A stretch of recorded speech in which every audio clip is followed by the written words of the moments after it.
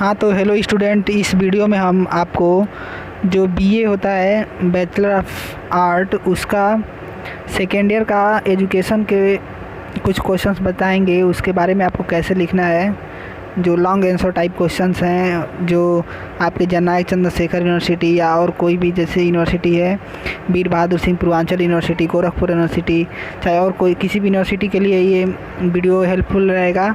और एजुकेशन का ये सेकेंड ईयर का कुछ क्वेश्चंस हैं जो आपके एग्जामिनेशंस में पूछे जाएंगे।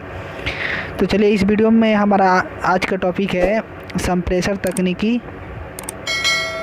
क्वेश्चन है इसका क्वेश्चन नंबर 1 का 5, इसमें हम देख लेते हैं 6 है इसका। संप्रेषण तकनीकी से आप क्या समझते हैं, इसकी विशेषता बताइए। और अथवा में करके यह दिया रहेगा आपका, आप संप्रेषण तकनीकी से क्या समझते हैं, शिक्षा में इनके उपयोग बताइए।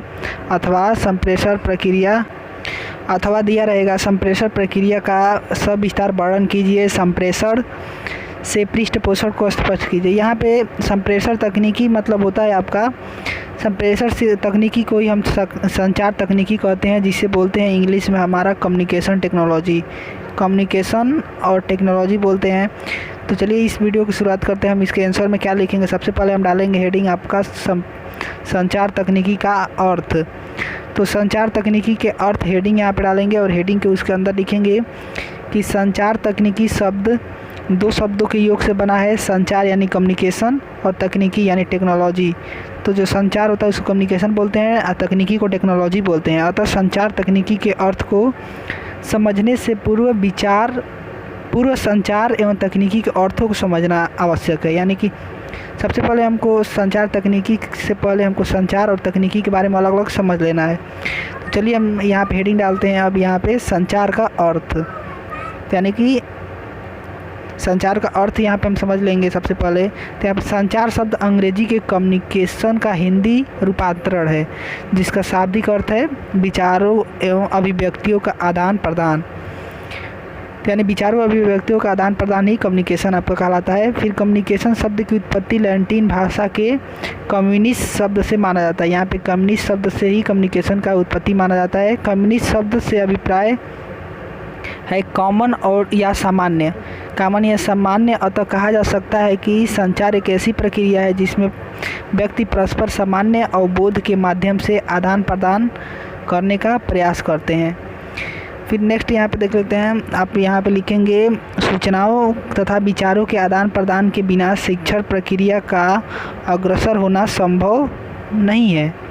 अतः संचार एक ऐसी प्रक्रिया है जिसमें व्यक्ति अपने ज्ञान, हाव भाव, मुख मुद्रा, विचारों आदि का परस्पर आदान प्रदान करके प्राप्त विचारों अथवा संदेशों को समान और सही अर्थों से समझते और प्रेषित करते हैं।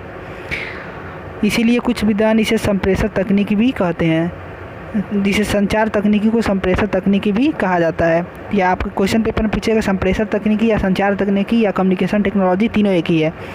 फिर नेक्स्ट अभी हम इसमें आपके ग्राफ द्वारा बता देंगे कि कैसे ग्राफ द्वारा इसका प्रसारण होता है, कि एक माध्यम से दूसरे, एक व्यक्ति से दूसरे व्यक्ति के बीच में कैसे इसका प्रसार होता है। तो अभी इसको ग्राफ दिखा देंगे। सबसे पहले हम देख लेते हैं कुछ वैज्ञानिकों के द्वारा जो फार्मूला दिए गए हैं, तो कैसे कैसे इन फार्मूलों को बताए हैं। तो चलिए देख लेते हैं कीथ डेविड के अनुसार। तो कीथ डेविड ने संचार के अर्थ को स्पष्ट करते हुए लिखा है कि संचार एक व्यक्ति से दूसरे व्यक्ति तक सूचना एवं समझ को पहुंचाने की प्रक्रिया है। यानी एक व्यक्ति से दूसरे तक सूचना को पहुंचाना ही संचार कहलाता है, कीथ डेविड के अनुसार। फिर न्यूमैन समर ने बताया कि संचार के अर्थ के विषय में लिखा है कि संचार 2 या 2 से अधिक व्यक्तियों के मध्य तथ्यों, विचारों, संपत्तियों अथवा भावनाओं का विनिमय है। यानी कि विचारों, संपत्तियों और भावनाओं का एक व्यक्ति से दूसरे व्यक्ति तक जो विनिमय है उसी को संचार बोलते हैं। फिर D.E. मैकफार्लैंड ने कहा है कि संचार के विषय में लिखा है कि संचार को विस्तृत रूप से मानव प्राणियों के मध्य अर्थपूर्ण अंतःक्रिया की प्रक्रिया के रूप में परिभाषित किया जा सकता है।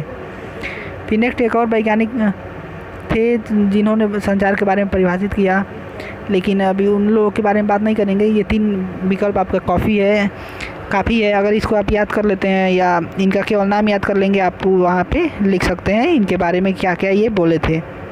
फिर नेक्स्ट यहाँ पे देख लेते हैं कि शिक्षा शब्दकोश में संचार का अर्थ निम्न प्रकार स्पष्ट किया गया है। संचार भाषा के प्रयोग अथवा अन्य चिन्हों एवं प्रतीकों के माध्यम से सूचना देने वाले और भाष्यकार के मध्य उनकी अद्भुत प्रतिक्रियाओं के से सामान्य अर्थों की जागृति है। तो ये शिक्षा शब्दकोश में दिया गया। अब हम जान लेते हैं ये संचार का अर्थ था। अब जान लेते हैं शिक्षा तकनीकी का अर्थ यानी टेक्नोलॉजी का अर्थ क्या होता है। तो टेक्नोलॉजी शब्द अंग्रेजी के तकनीकी शब्द अंग्रेजी के टेक्नोलॉजी शब्द का हिंदी अनुवाद है। फिर शिक्षा शब्दकोश में तकनीकी के अर्थ को स्पष्ट करते हुए लिखा है कि तकनीकी व्यवहारिक उद्देश्यों के लिए व्यापकता से संगठित तथ्यों एवं सिद्धांतों का व्यवस्थित अंग है, जिसे प्रभावपूर्ण शिक्षक के सिद्धांतों को सम्मिलित किया जा सकता है। उपयुक्त संचार, फिर यहाँ पे नेक्स्ट लाइन आप लिखेंगे, उपयुक्त संचार एवं तकनीकी के शब्दों के अर्थ में विवेचन से स्पष्ट हो गया है कि संचार तकनीकी वह तकनीकी है जिसके माध्यम से एक व्यक्ति दूसरे व्यक्ति से वार्तालाप, सूचनाओं और संदेशों का आदान प्रदान करता है। तो ये इसका अर्थ हो गया। विशेषताएं हम जान लेते हैं। यहाँ पर विशेषताएं कौन कौन सी हैं। यहाँ संचार तकनीकी की विशेषताओं में फर्स्ट आपका है संचार तकनीकी पारस्परिक संबंध स्थापित करने की एक प्रक्रिया है। फिर दूसरा, इसे विचार विमर्श और विचार विनिमय पर विशेष ध्यान दिया जाता है इसमें संचार तकनीकी में। फिर नेक्स्ट हम जान लेते हैं थर्ड नंबर इसमें है कि इसमें एक संदेश देने वाला तथा दूसरे संदेश ग्रहण करने वाला दो पक्ष होते हैं। चौथा, संप्रेषण प्रक्रिया एक उद्देश्य युक्त प्रक्रिया होती है। पांचवा, संचार तकनीकी में मनोवैज्ञानिक तथा सामाजिक पक्ष समावेशित होते हैं। छठवां, प्रभावशाली संचार तकनीकी उत्तम शिक्षण के लिए विशेष उपयोगी है। फिर सातवां, संचार प्रक्रिया में प्रत्यक्षीकरण सम्मिलित रहता है।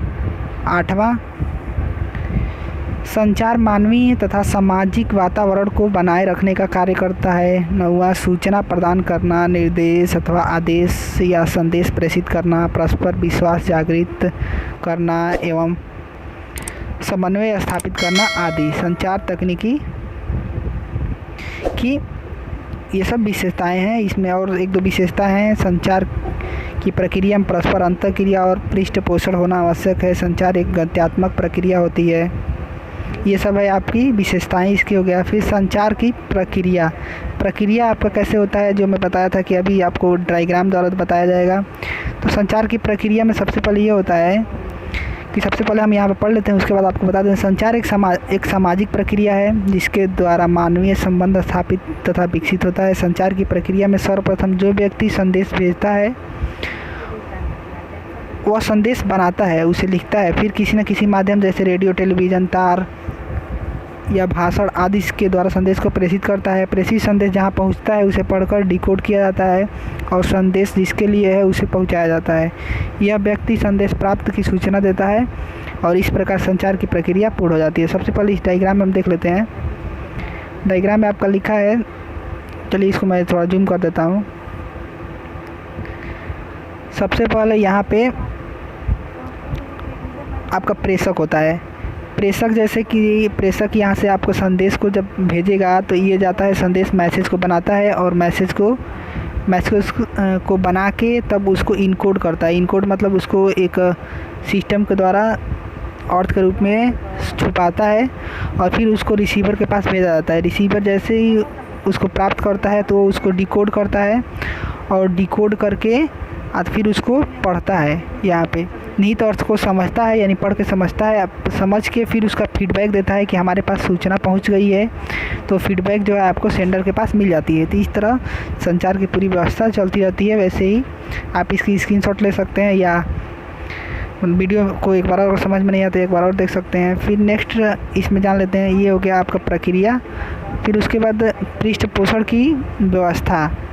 तो इसमें व्यवस्था में ये होता है कि मूल्यांकन द्वारा प्रकट हुई शिक्षण अधिगम प्रक्रिया की कमियों व त्रुटियों का निराकरण द्वारा उसके प्राप्त साक्ष्यों के आधार पर मूल्यांकन में सुधार लाने की कमियों को दूर करने हेतु समुचित पृष्ठपोषण देने भी शैक्षिक प्रौद्योगिकी को अहम भूमिका निभाती है। अतः इसका महत्वपूर्ण क्षेत्र है पृष्ठपोषण का। फिर नेक्स्ट अब इस वीडियो में बस इतना ही। इसमें आप इतना लिखेंगे आपको फुल नंबर मिल जाएगा और इसमें आप याद कर सकते हैं, इस तरह आप समझ सकते हैं। बाकी हम नेक्स्ट वीडियो में बात करेंगे कि कंप्यूटर की क्या क्या विशेषताएँ हैं, कंप्यूटर की विशेषताएं बताइए कंप्यूटर के बारे में। फिर शिक्षा में कंप्यूटर का किस तरह योगदान रहा है और शिक्षा के क्षेत्र में संगणक यानी कि कंप्यूटर का उपयोग अति आवश्यक है। अपने विचार का तर्क लिखिए। इन सब से क्वेश्चन से रिलेटेड हम अगले वीडियो में बात करेंगे। तो आप अगला वीडियो के लिए चैनल को सब्सक्राइब कर लीजिए, बेल आइकन क्लिक कर दीजिए। अगर वीडियो अच्छा लगा हो तो वीडियो को लाइक कर दीजिए और अपने दोस्तों के पास शेयर कर दीजिए ताकि उन लोगों को भी जानकारी मिल सके।